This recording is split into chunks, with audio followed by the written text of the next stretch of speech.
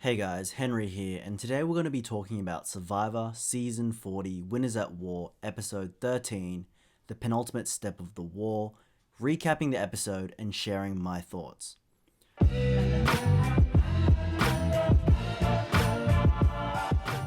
So, of course, we start off post Tribal Council with Kim just voted out, and Michelle chats with Jeremy. She just gave Jeremy her 50-50 advantage at Tribal Council, and he didn't play it. What's funny is that he didn't even need to play it. But now people know about her advantage and that she gave it to Jeremy, and so they sort of know that they're in cahoots together.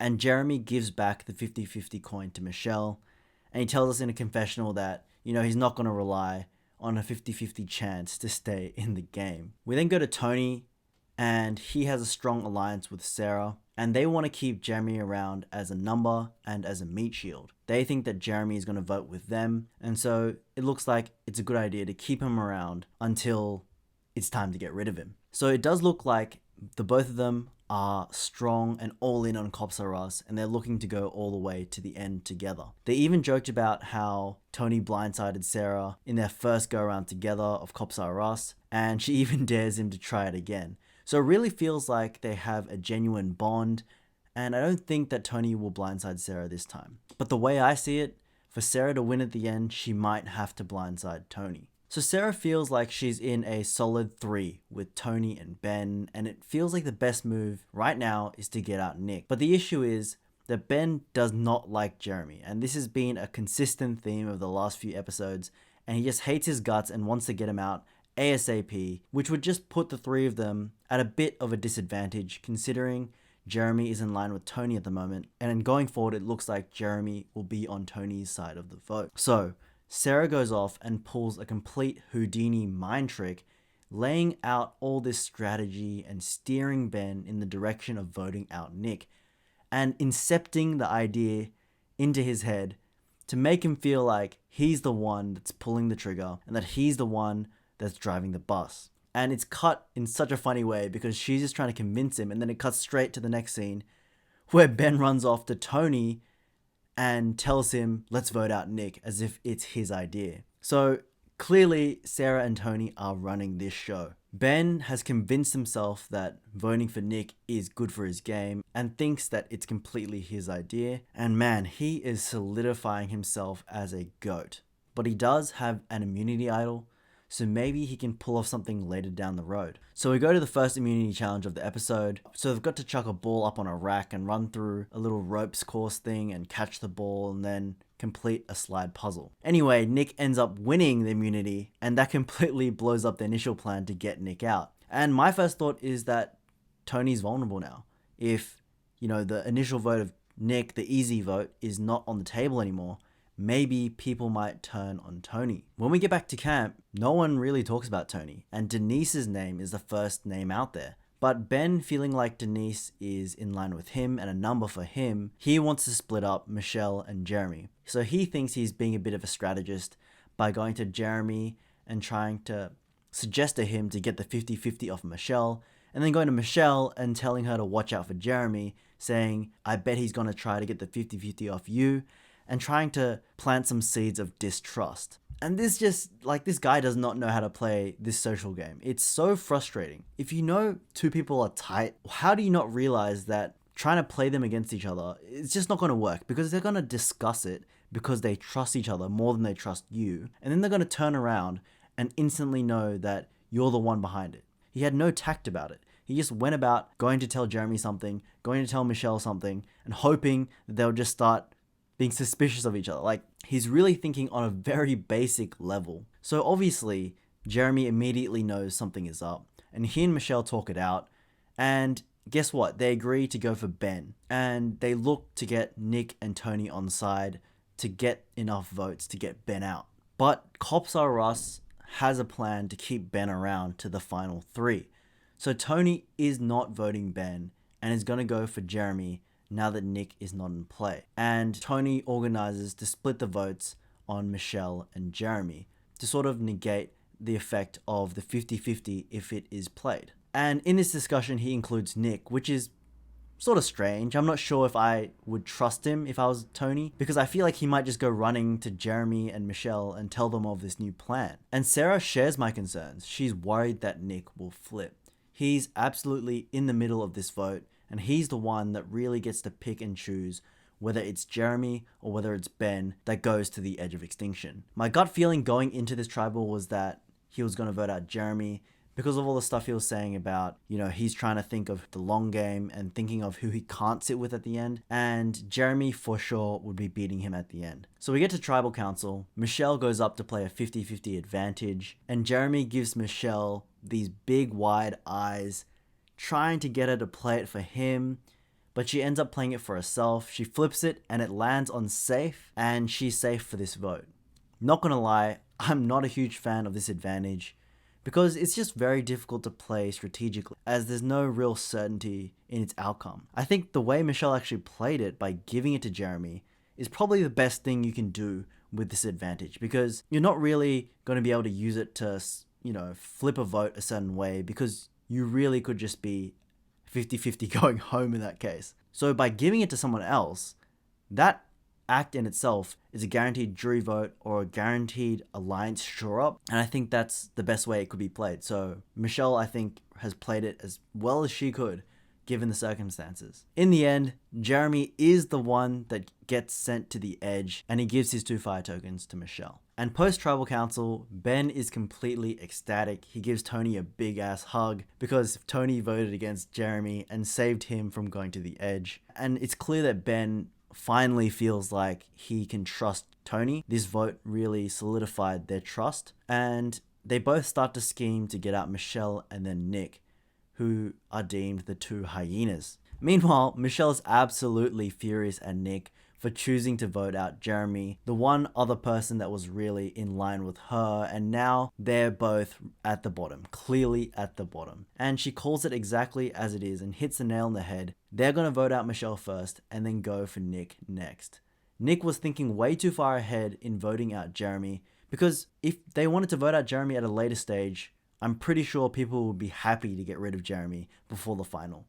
And Jeremy would have been a number for him and Michelle going forward, so they could have had a bit more control and made sure they actually got a bit further in the game. But now they're just stuck at the bottom. Michelle, knowing she's at the bottom, tries her best.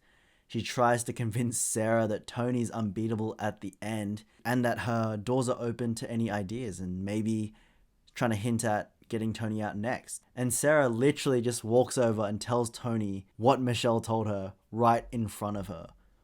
Just a savage move, just rubbing the salt in the wound that Michelle really is at the bottom. We then go to the edge of extinction. Yul finds a clue and reads it out to everyone, and then everyone sprints off. They're looking for a stone throne, and Natalie, having been on the edge of extinction the longest, she knows exactly where to go, and she finds the advantage. And the advantage is actually a disadvantage, and she's able to sell this disadvantage to one of the active players to play on someone in the upcoming immunity challenge for a certain amount of fire tokens of her choosing. She ends up sending the disadvantage to Nick for 8 fire tokens, and he has 6.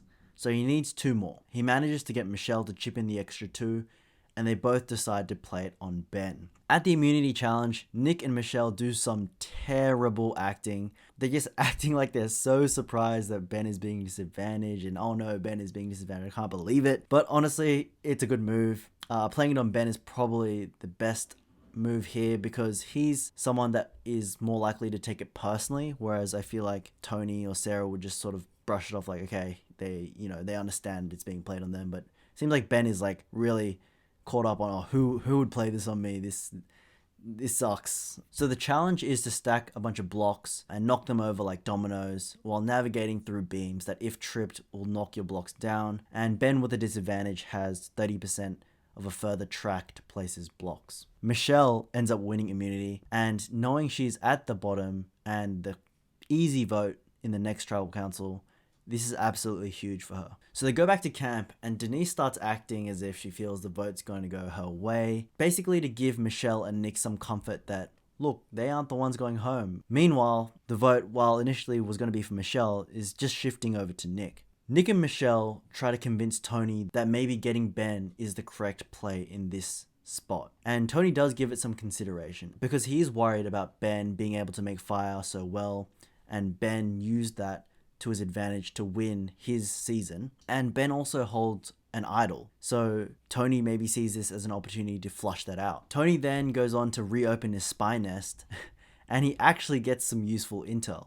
He sees Denise, Ben and Sarah all at the water well, and Denise suggesting to the others to get rid of Tony and to have the three of them at the final three. So now Tony, seeing that Denise doesn't want to go to the final with him, sets his sights on Denise rather than Ben. So Tony goes to see where Sarah's head is at, whether she still feels like she wants Nick out, or whether she's actually cool with moving the vote to Denise and to bring Nick further along, because Nick's a bit of a goat. But at the same time, I think getting Denise out might not be the best idea because it would be blindsiding Ben and sort of undoing that trust that they've built so far. At Tribal Council, I found it pretty funny that Jeff Probst was asking for feedback on fire tokens. To be honest, they were an interesting wrinkle to the game. I don't think they were that impactful. I feel like people were hoarding them because they thought they were going to be more powerful, but it didn't necessarily eventuate in too much. I think at the same time, they don't want them to be super overpowered as well because it's the first time trying it. The concept is interesting, but it definitely needs refinement. At Tribal Council as well, Denise tries to continue her fake out with the, oh, I'm on the bottom sort of talk. And honestly, I thought it would be so ironic if she goes out, her face would just drop. And I wanted to see that so badly, but it turns out Nick is the one that gets voted out. Looks like Tony and Sarah stuck with Nick as the vote and didn't change their mind to Denise. So we go to the edge of extinction for the last day. They're going to have their last shot to get back in the game. 2 tokens gets you an advantage in the upcoming challenge. And Natalie has bloody 14 tokens. She's been a machine out here. She's been winning advantages left, right, and center. So she's able to buy 3 advantages, the max you can get. She gets peanut butter, and she's still got her immunity idol from the last battle back. And with her extra tokens, she buys an immunity idol for Tyson as well, which he says is the most generous thing he's ever experienced in the game of Survivor. And she even shares some peanut butter with him. I think this is just a really nice move by Natalie because, you know, her and Tyson, they're going up against each other in the challenge, but the immunity idol won't help them at any stage. It's just if either of them can get through, they'll be armed to at least do some damage. So in the final 5, we've got Ben, Denise, Michelle, Sarah, and Tony, and one more person joining them from the edge. And with the finale episode next week, I absolutely cannot wait. If I were to bet right now who's gonna win, I think my money is on Sarah. Her and Tony are very strong together, but if she knocks him off before the final 3, I think that will be the feather in her cap to crown her the winner. I just don't see how Michelle gets out of being at the bottom unless she keeps winning immunities. And I don't see Denise winning because she's been just so passive in recent episodes. Not really doing anything, just coasting along. She had a few big moves. She's won immunity, but she's not controlling the social game, which Sarah and Tony are in clear control. And of course, Ben, he's just a goat. If Sarah doesn't end up taking Tony out, then I do think Tony will for sure win it. Of course, I don't know who's coming back from the edge. And I think they'll win if they get to the final 3. I think it's pretty easy. They're friends with everyone on the jury because they've just spent a whole bunch of time with them. I doubt that any one of the 5 active players is going to let that happen. Thank you guys for watching this video. Be sure to hit that like button and don't forget to subscribe. Who do you think is going to win this season of Survivor?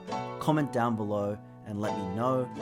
Thank you guys again for watching, and I'll catch you guys next time.